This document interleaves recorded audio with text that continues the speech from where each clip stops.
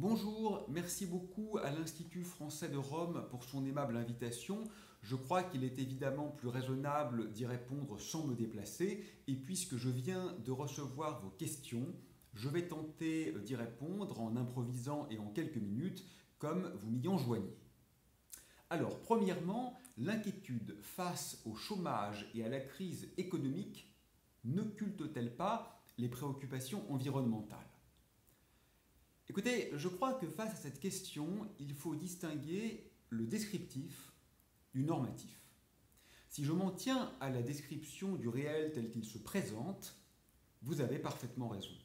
Le fait est, et nous en avons chaque jour hélas un exemple, qu'un impératif, dit-on, économique aura le dessus sur une préoccupation écologique.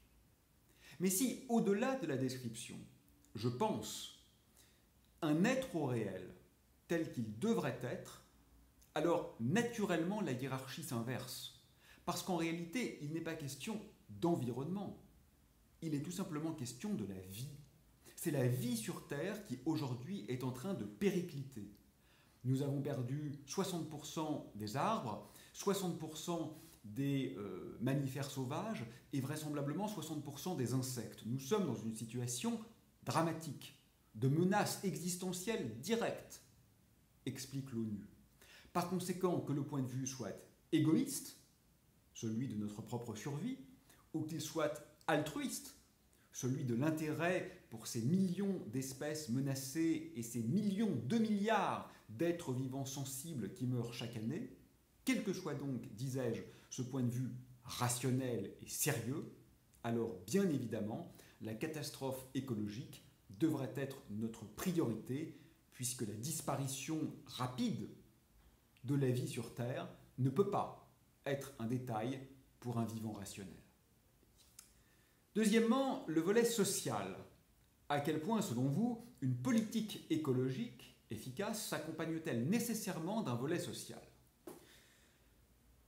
Je ne vais pas répondre à cette question. Je crois qu'elle est mal posée, avec tout le respect dû. Elle est mal posée parce qu'elle pense encore dans une taxinomie, c'est-à-dire un cloisonnement, une classification du réel qui n'a pas de sens. Vous voyez, ce qui est implicite dans cette interrogation, c'est la vision du prince, qui donne quelques euros pour les oiseaux et qui donc, pour compenser, devra donner quelques euros pour les pauvres. Ce n'est pas correct. On ne peut plus voir les choses comme ça. Socius, en latin, c'est l'alliance. C'est le commun, c'est donc la société en elle-même.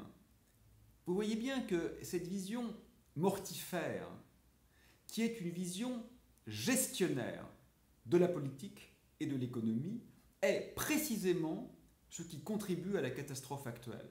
Je récuse donc cette question en déconstruisant la distinction qui est ici opérée entre l'écologique et le social. Ce qui compte aujourd'hui, c'est la vie. Troisièmement, malgré la dimension globale de la crise écologique, que pensez-vous de l'importance des initiatives locales? Peuvent-elles avoir un impact? Là, je vais faire une réponse concrète. Si vous pensez du point de vue du réchauffement climatique, il est essentiel de voir global. Je rappelle d'abord que le réchauffement climatique n'est qu'une petite partie du problème. N'oublions pas qu'aujourd'hui, ce qui cause majoritairement le déclin de la vie sur Terre, ce n'est pas le réchauffement climatique. C'est notre colonialisme de l'espace. C'est le fait que nous avons finalement confondu la vie avec une valeur d'échange. Donc même sans émettre de CO2, nous serions dans la 6e extinction massive. Mais du point de vue du réchauffement, en effet, les efforts, fussent-ils drastiques d'un petit pays, n'auront pas beaucoup d'impact si les pays les plus polluants prennent aucune mesure fondamentale. Mais du point de vue de la sauvegarde, par exemple, des espaces sauvages, qui est une question extraordinairement importante. Alors bien sûr, l'initiative locale vaut en tant que telle. Le fait qu'une vie soit sauvée ici n'amoindrit pas la valeur de ce geste au motif qu'une autre vie n'est pas sauvée là-bas. C'est donc une mauvaise excuse, si je puis dire. D'autant plus qu'en Europe, nous faisons évidemment partie de ceux qui impactent le plus drastiquement et le plus négativement la vie sur Terre. Ne croyons surtout pas que c'est la démographie galopante à Kinshasa qui est l'origine du problème. C'est factuellement faux et éthiquement scandaleux de le croire. Quatrièmement et dernièrement, sans nier l'importance de l'engagement individuel, vous préconisez des actions politiques. Quels leviers les citoyens ont-ils pour inciter les politiques à prendre des décisions écologiques? Quelles seraient les mesures urgentes à prendre pour enrayer le réchauffement climatique et l'effondrement de la biodiversité? Écoutez, quels leviers les citoyens ont-ils pour inciter les politiques à prendre des décisions écologiques? C'est une drôle de question quand même. Les politiques sont nos représentants, n'est-ce pas? Ils font ce que nous choisissons, ils sont en quelque sorte nos employés. Ils sont l'écho de ce que nous sommes.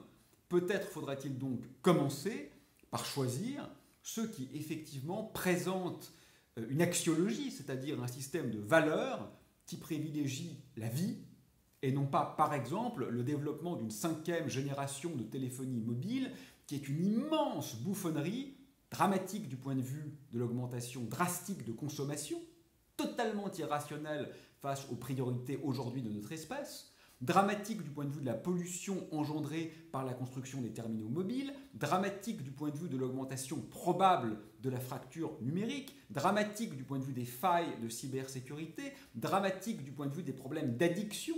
Nos enfants savent reconnaître instantanément les notifications Snap, Instagram, Facebook, WhatsApp, mais ils ne connaissent pas un seul des chants d'oiseaux qu'on trouve encore un peu en ville. Donc voilà la véritable question. C'est pas se demander comment faire agir les politiques. Les politiques nous ressemblent. Ils veulent être élus. La question est de choisir ceux qui ont un engagement clair, un discours vrai et une vision profonde des véritables impératifs de ce temps. L'économie, ce n'est qu'une convention aisément déconstructible. Les lois de la physique, qui aujourd'hui nous montrent que nous allons vers l'enfer, ça, ce sont les choses sérieuses. Mais nous ne choisissons généralement pas les représentants qui mettent ces préoccupations fondamentales au cœur de leur programme. Alors, les mesures urgentes à prendre, puisque c'est votre dernière question, je ne vais pas répondre par une taxe, par une interdiction de voyager ou ce genre de choses. Non, la seule mesure véritablement urgente et fondamentale, c'est d'oser tout repenser. C'est de comprendre que nos constructions politico-économiques sont contingentes, ce qui signifie qu'elles pourraient être autres. Tout ce que nous avons inventé est en partie, bien sûr, désirable et doit perdurer, mais en partie aussi exécrable, mortifère et suicidaire. Il faut aujourd'hui oser tout mettre sur la table.